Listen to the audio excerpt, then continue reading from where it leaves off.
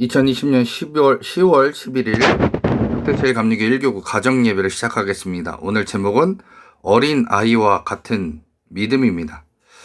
마태복음 19장 13절부터 15절까지의 말씀입니다. 그때 사람들이 예수께서 안수하고 기도해 주심을 바라고 어린 아이들을 데리고 오매 제자들이 꾸짖거늘 예수께서 이르시되 어린 아이들을 용납하고 내게 오는 것을 금하지 말라. 천국이 이런 사람의 것이니라 하시고 그들에게 안수하시고 거기를 떠나시니라. 아멘. 마태복음 19장 14절에 보니까 이런 말씀이 있습니다.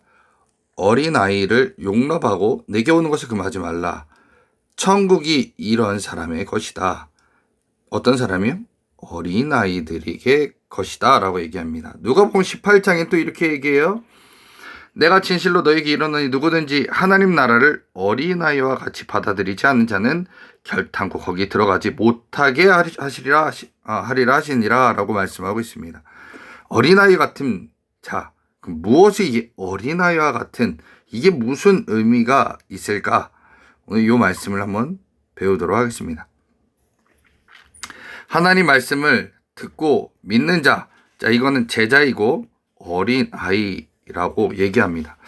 자, 그런데 나는 그런 사람일까요? 마태복음 18장 10절에 보니까 이렇게 얘기합니다. 삼가 이 작은 자 중에 하나도 없인 여기지 말라. 너에게 말하노니 그들의 천사들이 하늘에 계신 내 아버지의 얼굴을 항상 배옵느니라. 자, 어린아이 같은 사람들의 천사라고 하는 거예요. 자, 어린아이와 같은 자들의 천사들이 항상 하늘에 계신 내 아버지 얼굴을 뵙는다라고 얘기합니다. 자, 어린아이들의 천사. 아까도 제가 말씀드린 어린아이는 그럼 누군가? 자, 하나님의 제자를 얘기하는 거예요. 자, 그럼 내가 제자인가? 그럴 수도 있고 아닐 수도 있다라는 거예요. 하나님의 제자라는 것은 하나님의 말씀을 믿고 지키는 자, 그 사람이 바로 어린아이인데 이 어린아이를 천군 천사가 돕는다라고 성경은 말하고 있습니다. 그럼 천군 천사는 언제 도울까요? 시편 103편에 보니까 여호와의 천사가 주를 경외하는 자를 둘러 진치고 그들을 건지시는도다 라고 얘기하고 있습니다. 하나님을 경외할 때 하나님은 돕는다 라고 말씀하고 있습니다. 하나님을 경외할 때. 자, 그러면 하나님을 경외한다라는 뜻이 무엇일까요? 오늘 아브라함, 다윗, 여호사밧을 통해서 그 경외의 의미를 살펴보도록 하겠습니다. 자, 오늘 먼저 이 아브라함에 대해서 얘기합니다. 아브라함이 창세기 12장에 보면 그가 갈대아 우르, 즉 바벨론 지역에 살고 있었습니다. 그런데 하나님은 오늘날 나타나셔서 너희 고향과 친척과 아버지의 집을 떠나 내가 내게 보여줄 땅으로 가라. 그러면 너로 큰 민족을 이루게 하겠다. 그리고 너에게 복을 주겠고 내 이름을 장대하게 하겠다라고 말씀을 하십니다. 자, 아브라함은 처음에 큰 믿음이 없었어요. 그러나 하나님이 부르셨기에 따라갑니다. 자, 그런데 하나님이 여기서부터 아브라함을 하나씩 훈련시키시는 거예요. 창세기 14장에 보면요. 전쟁이 납니다. 전쟁이 나는데 이 말씀을 제가 간단하게 설명해 드립니다.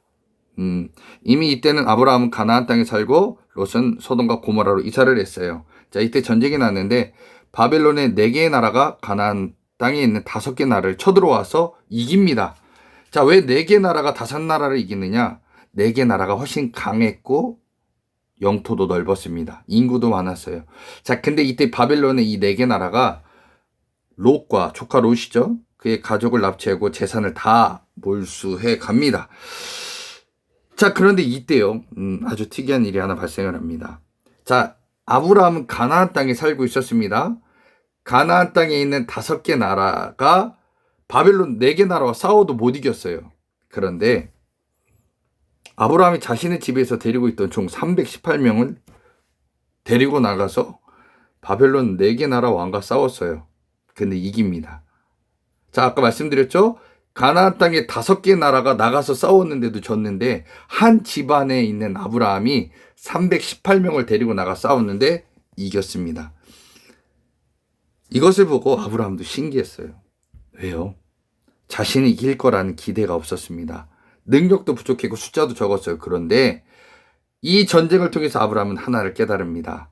하나님이 나를 돕고 계신다라는 것을 느끼고 알게 되었어요. 그리고 믿음이 조금 생겼습니다. 자, 그 다음을 우리 볼까요? 창세기 이제 17장이에요. 하나님께서 이제 조금 믿음이 생긴 이 아브라함에게 얘기합니다. 너가 아들을 낳을 거다. 그리고 너 그 사람을 통해서 여러 민족이 그에게서 나오리라 라고 얘기했습니다. 자, 근데 이때 아브라함의 나이가 100세고요. 사라는 90세입니다. 자, 실질적으로 아이를 못 낳는 거죠. 육의 눈을 갖고 있을 땐 그렇습니다. 절대 못 낳는다고 현실적으로 그는 판단했고, 하나님 이거는 안 됩니다라고 스스로 얘기합니다. 그런 자예요. 그런데 하나님이 창세기 17장에 언약을 하나 맺으세요. 아직 아이를 안 낳습니다. 근데 하나님이 이렇게 얘기해요. 네가 낳을 그 자녀 이름을 이삭이다. 이삭이라고 해라. 그리고 내가 너와 언약 맺는 게 아니라 내가 그 이삭과 언약을 세우겠다. 그리고 그의 후손에게 영원한 언약이 되겠다라고 얘기합니다. 자, 이게 얼마나 대단한 겁니까? 아이를 낳기 전에 아이의 이름을 먼저 얘기해 주셨고 그 아이와 영원한 언약을 맺게 하는데 그 아이를 통해서 엄청난 민족을 만들겠다라고 하나님 얘기하십니다. 아브라함이 못 믿으니까 그러는 거예요. 그러니까 하나님께서 이 말씀까지 전해주셨습니다. 그런데 아브라함의 믿음이 얼마큼 잘했을까요? 자, 여기서 그럼 말씀드립니다. 창세기 22장에 이제는 하나님이 아브라함에게 나오셔서 말씀합니다. 너의 아들 이삭을 모리아산에서 번제로 바쳐라 라고 얘기합니다. 근데 어떤 설교에서는 얘기하죠. 아브라함이 고민을 했다. 염려를 했다. 그런데요. 아닙니다. 아브라함은 고민, 염려가 아니라 그에게 이제 믿음이 생겼어요. 어떤 믿음이요? 내가 아브라함을 바친다 할지라도 하나님께서 분명히 죽은 이삭도 살리셔서 민족을 이끄실 거다. 그는 간단하게 믿었습니다. 하나님은 그런 분이시다. 왜요? 100세에도 낳을 수 없는 아이, 사라의 나이가 90세 못 낳을 아이를 하나님 낳게 하셨어요. 불가능한 것을 가능케 하셨습니다. 그러니 지금 내가 모리아산에서 이삭을 바칠지라도 하나님께서는 이 이삭이 살게 하실 거고 이삭을 통해서 후손을 이끌어 간다. 아까 제가 말씀드렸죠? 먼저 얘기했던 그 말씀을 믿은 자예요. 그래서 믿음이 생겼습니다. 자, 그 다음에 계속 말씀 전하겠습니다.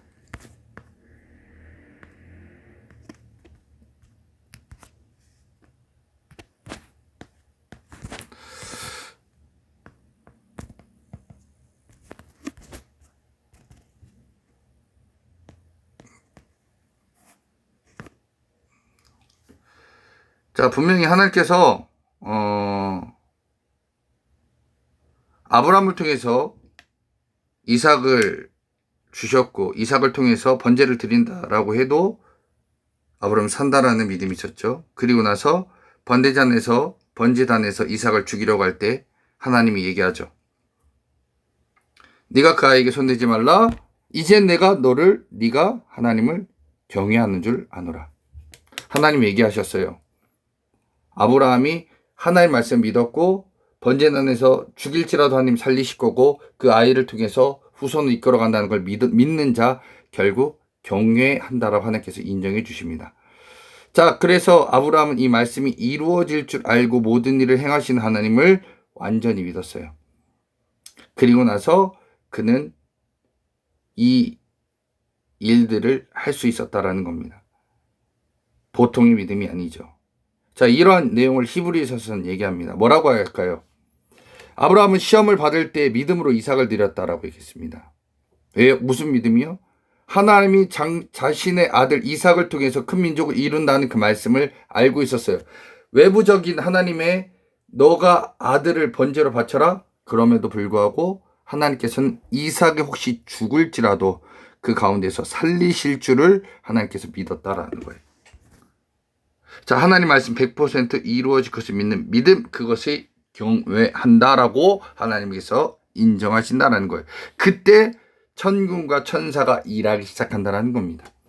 자, 다윗과 골리앗의 전투도 얘기해 드립니다. 다윗은 양치기였고 17세입니다. 골리앗은 키가 33m고 전쟁에 능한 자입니다. 그러나 그에게 믿음이 하나 있었죠. 뭐예요? 너는 칼과 창과 단창으로 내게 나오거니와 나는 만군의 여호와 이름 곧 내가 모욕하는 이스라엘 군대 하나님 이름으로 내게 나아가노라라고 얘기합니다. 이 믿음 갖고 전쟁에 나갑니다. 하나님이 도우실 걸 믿습니다 했어요. 그리고 이 전쟁에 다윗 외에는 아무도 나가서 골리앗과 싸우지 않았습니다. 자, 그는 결국 이겼죠. 자, 역대하 20장에 보면 모압과 암몬과 마온 사람들이 연합군을 이루고 유다를 쳐들어옵니다. 이때 왕이 여호사밧이었습니다. 유다에는 절대 이길 수 없었어요. 왜냐하면 군사적으로 너무 열악했습니다. 그러나 내가 하나님께서 말씀하신 대로 믿고 행할 때 하나님께서 도와주실 거라는 믿음이 있었어요. 자, 그건 뭐냐? 솔로몬이 기도를 하나 있죠. 하나님, 내가 적군이 우리에게 나라에 쳐들어올지라도 내가 하나님 성전을 향해서 기도하면 주님 들어주세요라고 했습니다. 그리고 기도하고 제일 전쟁 앞에 찬양대를 세웠습니다. 그리고 전쟁이 임했죠. 결과는 승리했습니다. 자신의 군사 한 명도 죽지 않았습니다. 천군 천사가 적군을 모두 죽게 했습니다. 이것은 뭐냐? 하나님을 믿고 그대로 따른 경외한 자에게 일하는 천군 천사를 얘기하는 겁니다. 자, 아브라함도 그랬습니다. 다윗도 그랬어요. 여호사밧도 그랬습니다. 그에게 믿음, 그에게 하나님 말씀이 그대로 이루어질 것을 믿을 때는 천군 천사가 일하기 시작합니다. 그리고 나타나고 돕는다라는 겁니다. 자, 우리에게도 주님께서 원하시는 게 바로 이 경외입니다. 우리에게 하나님께서 물어보실 겁니다. 너 하나님 경외하느냐? 네, 제가 하나님 말씀을 믿고 그대로 될 줄 믿습니다 하면 그때 천군과 천사가 일합니다. 여러분, 많은 사람들은요, 세상의 눈을 갖고 과학의 눈을 갖고 퍼센테이지를 따집니다. 그러면 불가능하다 얘기합니다. 그러나 하나님이 주신 말씀을 믿는다면 과학과 현실을 뛰어넘습니다. 이거 바로 경외하는 자에게 따라오는 하나님의 놀라운 은혜다라는 겁니다. 여러분, 하나님 믿으십니까? 그러면 하나님께서 하신 말씀 그대로 이루어질 줄 믿습니다라고 내가 선포하는 자입니다. 자, 믿으면 그대로 이루어집니다. 여러분, 혹시 어려운 일이 있으십니까? 불가능한 일이 있으십니까? 말씀에서 하나님께서 도우신다, 일하신다, 책임져 주신다는 것을 경험하시기 바랍니다. 하나님은 천군 천사 통해서 불가능한 것도 가능케 하시고 뒤집어 주신 하나님이시다라는 겁니다. 여러분, 하나님은 살아계십니다. 지금도 역사하십니다. 여러분, 어떤 어려움이 있을지라도 도우시는 분입니다. 그 하나님께서 말씀하신 내용을 믿고 나 하나님 경외합니다 선포하실 때 주님이 여러분들을 도우실 줄 믿습니다. 이번 한 주간도 하나님을 경외하는 능력의 종들, 하나님의 자녀들 되시기를 간절히 소망합니다.